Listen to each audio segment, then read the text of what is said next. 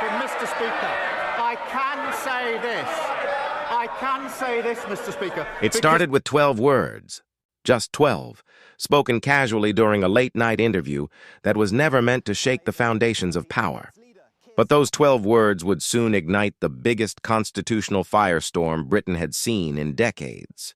The Prime Minister, Keir Starmer, was tired, defensive, and cornered by weeks of criticism over his handling of a national strike.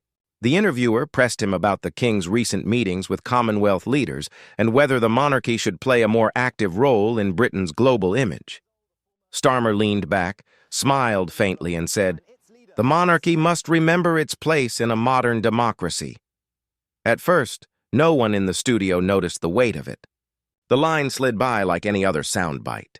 But somewhere in the palace press office, a junior aide transcribed it word for word. And within hours, those 12 words reached the desk of King Charles III. By dawn, the country had changed. The clip went viral overnight. Social media exploded. Headlines screamed, "Starmer challenges the crown." Pundits dissected every syllable. Some called it a bold statement about progress. Others called it blasphemy against the institution that had survived wars, abdications, and revolutions. For the first time since his coronation, the king's authority wasn't being questioned by tabloids or activists. It was being questioned by his own prime minister. Inside Buckingham Palace, the mood turned icy. Aides scrambled to verify the quote. Courtiers whispered about precedent. The last time a prime minister clashed openly with a monarch was more than 80 years ago. By breakfast, the king was fully briefed. One witness later described the moment vividly. He read the line twice, set the paper down, and said quietly, "Then he has chosen his path." Meanwhile, at number 10, panic spread like smoke. Starmer's advisors begged him to issue a clarification, to say his words had been taken out of context. But Starmer refused. "I meant what I said," he told them. "We are a government of the people, not servants of tradition."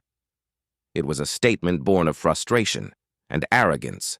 Within hours, the palace began moving in silence. The king's private secretary canceled public engagements. The royal communications team went dark. No statements, no briefings, just quiet corridors and locked doors. Something was being prepared. Something deliberate. At 9 p.m., a black car arrived at Buckingham Palace carrying two men, the Lord Chamberlain and Sir Henry Windsor, one of the Crown's most senior constitutional lawyers. They met with the king in his private library, the same room where the late Queen once held wartime briefings. For 3 hours, they spoke in hushed tones about royal duty, public perception, and the invisible line between government and the throne. An aide who served tea that evening later said, "You could feel the air tighten. Everyone understood that a storm was coming, and this time the king wouldn't be the one standing in the rain." At 11:30 p.m., the meeting ended. The king rose from his desk and said only, "We will act, but quietly." By morning, subtle changes began to ripple through London. Senior palace staff were called in early. Official vehicles came and went without explanation. A single phrase appeared on an internal memo: Operation Constitutional Balance. It wasn't a threat. It was a plan. In Westminster, rumors spread that the palace was preparing a formal statement. Opposition leaders smelled blood. The Conservatives stayed silent, watching. Inside Labour HQ, Starmer's inner circle was breaking apart.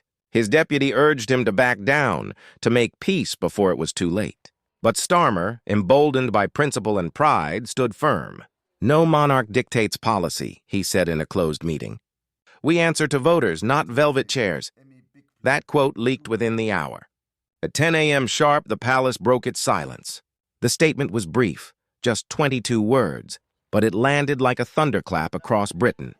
His Majesty reaffirms his devotion to the unity of the realm and expects that devotion to be shared by all who serve it.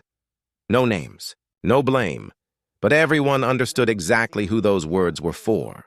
Television networks cut into regular programming. News presenters spoke in hushed tones usually reserved for royal deaths. One headline read, "The King speaks without naming." Another said, "Starmer rebuked by the Crown."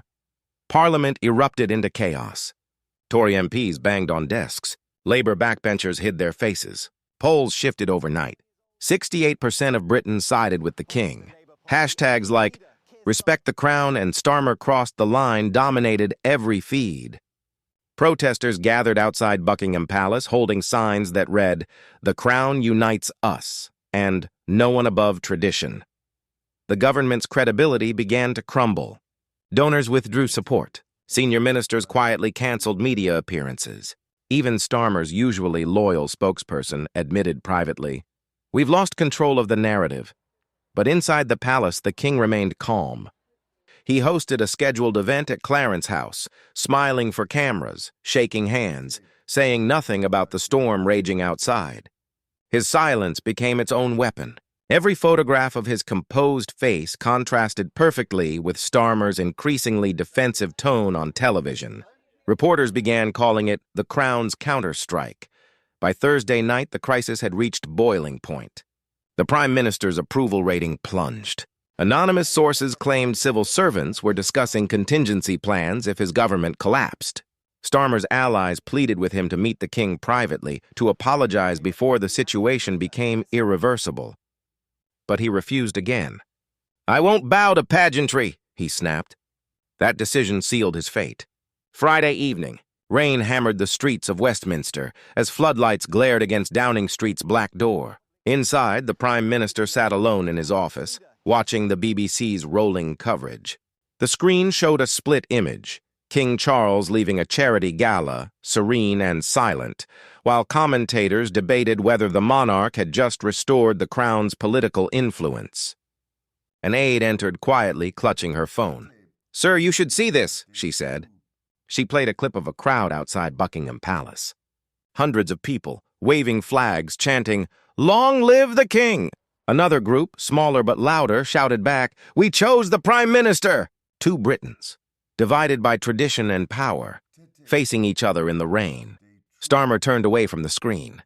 "They think this is a game," he muttered. "It isn't." At that exact moment, a light flickered on in Buckingham Palace's West Wing.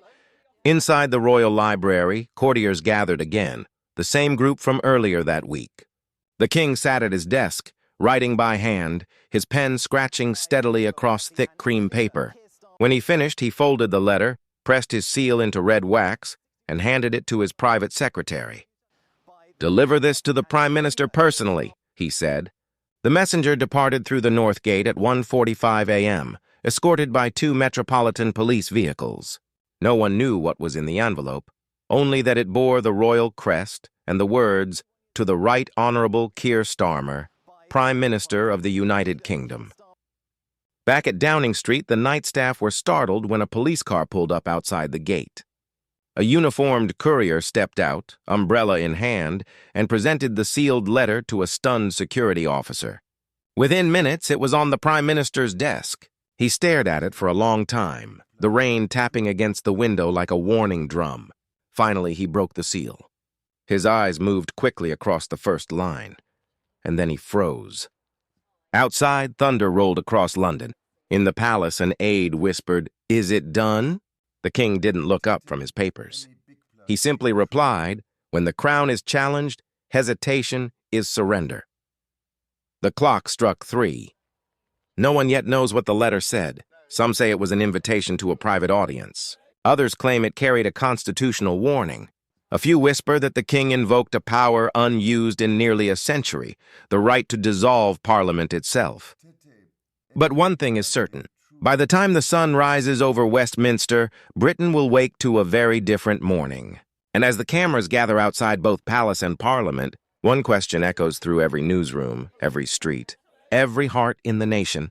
What happens when a prime minister dares to defy a king, and the king decides to answer?